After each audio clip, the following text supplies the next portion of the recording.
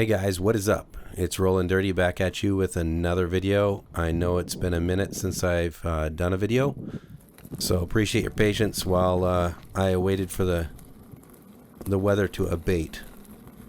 It's been mostly rainy here, and as you all know, rain and EUCs don't usually go well together. So here I am, and today I'm going to talk a little bit about this headlight that I've installed on the Sherman-Max. You've heard me allude to it in the past from time to time that I've replaced the headlight. You've seen it in some of the videos, but you never actually see me demonstrate what it looks like.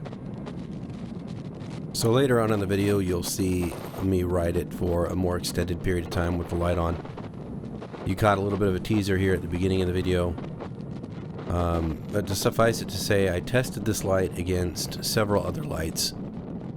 And, you know, on paper they all looked great, but in reality they were quite they were quite different, especially the version of the there's a version of the original, what looks like it came from the original factory for the original headlight. And it's got, I think it's got 4 LEDs in it, and it's got the side blinking LEDs, you know, which are a nice feature for being noticed. And they claim that it drew a certain amount of power. I did order those on AliExpress just to see what it would look like. And I was a little disappointed, to say the least. It wasn't as bright as the factory headlight, even though there were more LED chips in it.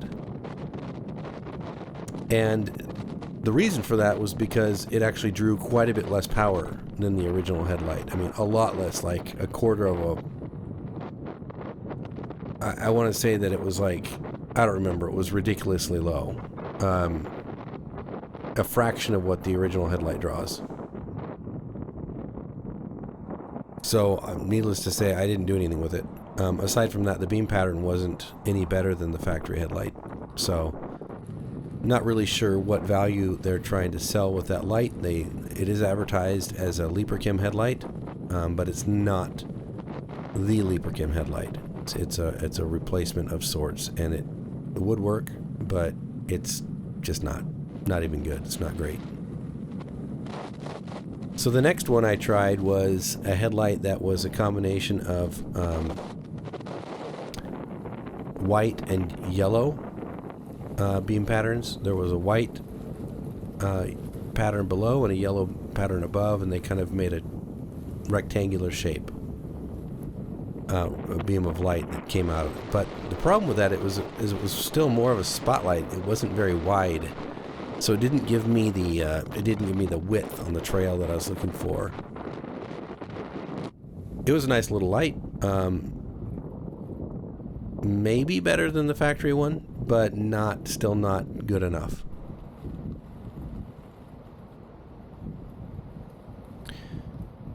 The third light that I tried was a light that looked actually quite similar to the one that I've got on here, but it was shorter. It wasn't quite as tall, and it had a rectangular halo around it. And for those of you who've been looking at headlight upgrades, I'm sure you've seen all of these if you've looked in earnest at headlights. And you've probably wondered if they'd work. I mean, they all work, but do they do the job better than the factory? I think the third one probably does. It's just not as bright as the option I've got on here. Okay, so they all make light, they all work on it, but do they do a better job than the factory is another question. But I would say that the third one with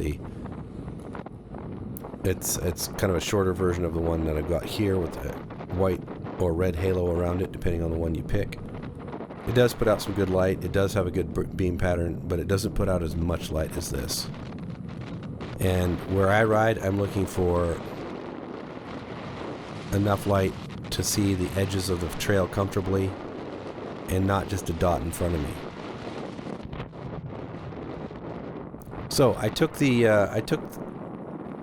risk and I ordered this light as well. Now I've got all of them. And I suppose if I was a little more motivated, I could do a video just showing you the lights, but I don't think that's necessary. What you should really pull away from this is that I did all the work for you and I tested them. And there's one light that I forgot to mention. There was another YouTube video of a gentleman that found a light that draws only 1 amp, and it's small and it's got 4 LED chips on it, and it runs really cool. I confirm that all the things that he said about that are correct. It does draw significantly lower power than what you'd expect for the light that it puts out, but it still produces kind of a spotlight effect. It doesn't really give me the beam pattern I'm looking for, so I did test that one as well. Nice light, but not exactly what I was looking for. A couple of them would probably do the job if you put 2 side by side, but then, you know, why not just get one that draws that kind of current anyway and gives you the beam pattern you want? So that's what landed me on the one that I'm using here. And this light produces a very wide beam pattern. You can see the width of the trail. It's about the width of the trail that it produces, and you'll see that coming up here when I turn it on. As the light grows dim, as dusk approaches. So it does go wide, but it also has this center area that drops a little bit lower. And if you look at the beam on the path in a minute, it'll look kind of like a big open smile, which is great because it gives you some light immediately in front of the EUC. It also gives you the width you want. You can adjust it for height to see, you know, for how far out you want it to project, and it produces plenty of lumens. Now this thing does draw a little more power, but I did check with eWheels first, and I asked them, you know, what kind of power this circuit on the board is able to draw, and confirmed that this is drawing less power than that. Now here you see that it's on. It's still pretty early. I turned it on mostly to be visible to others. But what's cool about this light is you see how wide that pattern is. And when I lean, it's like the whole light leans with me. And you can see that. It's because the beam pattern is being projected outward at in a pretty significantly wide pattern. You can see it takes up the whole lane here, even more than the whole lane. And that gives me great illumination, even in pitch dark when it's the middle of the night. I've ridden this wheel on the road without any concerns for visibility with this light. It doesn't draw too much power. It draws a little more than the factory light, but it doesn't draw too much power. It's been stable. I haven't had any issues with it at all. And when I determined this was the light I was going to use, I soldered on a 1/8" headphone jack onto it so it could plug right into the existing Librachem socket.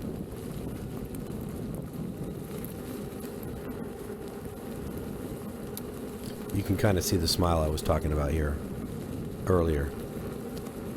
That lower area really illuminates well right in front of the unicycle, and then the wider area further ahead helps you kind of gauge the road ahead. When it's a little darker, it actually helps considerably, helping you see the potholes and the divots in the path.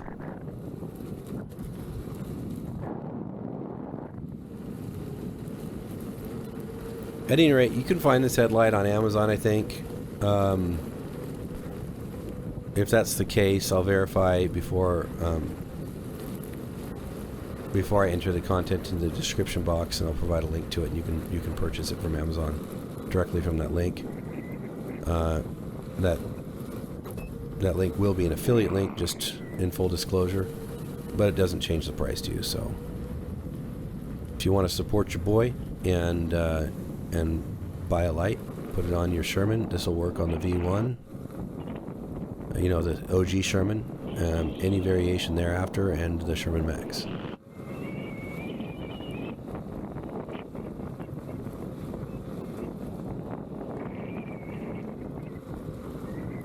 If you have any questions about the light or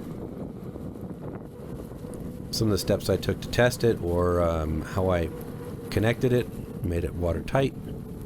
Just you know, give me a holler in the comment section. I do check the comments. I do respond to them.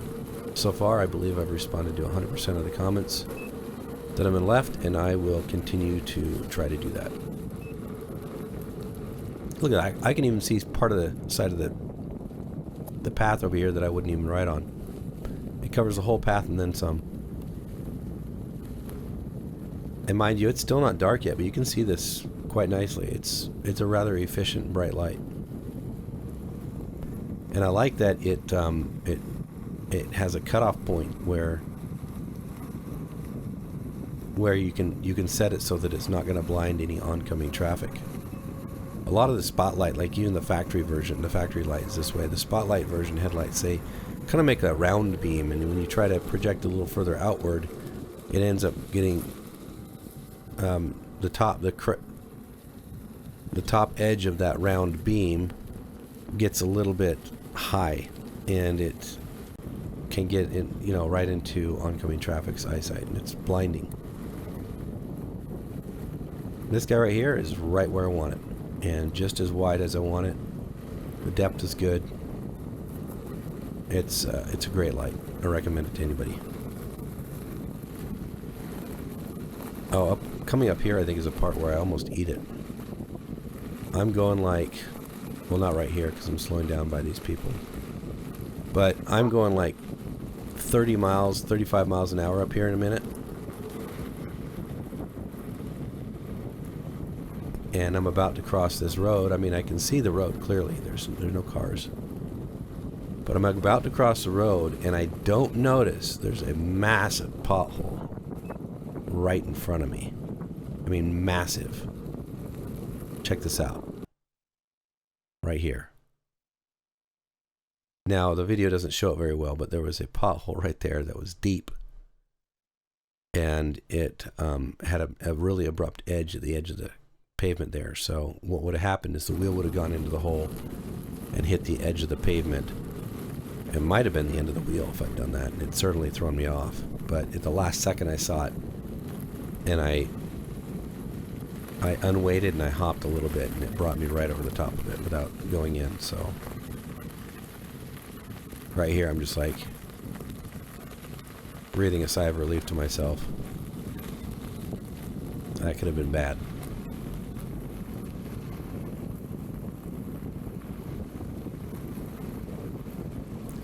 You can see it's starting to get a little darker as I keep going, and the headlight appears brighter as a result.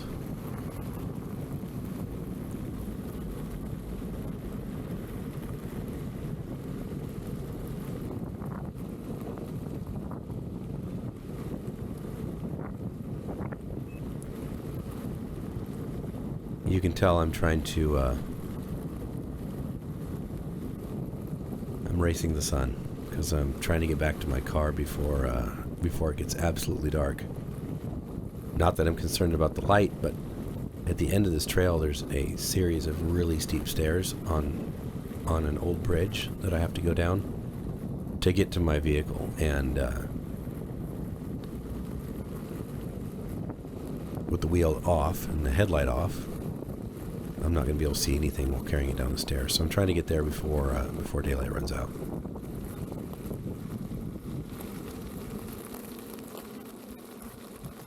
This is a fun trail. I mean, I've ridden this several times. You've probably seen me on it before. It never gets old.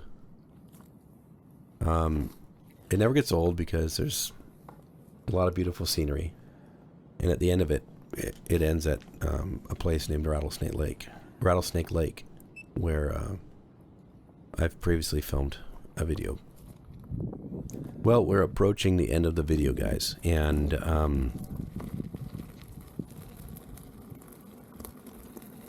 I just wanted to reiterate that if you would like to support the channel, there are links in the description below where you can hook yourself with an EEC from eWheels. And if you're in Europe, you can get it from eRides. It doesn't affect your price, but it does support the channel, so I appreciate you using those links if you decide to go ahead and pick one of these. rigs up. Again, thanks for watching. Appreciate you sticking out to the very end, and we'll catch you next time. Take care all.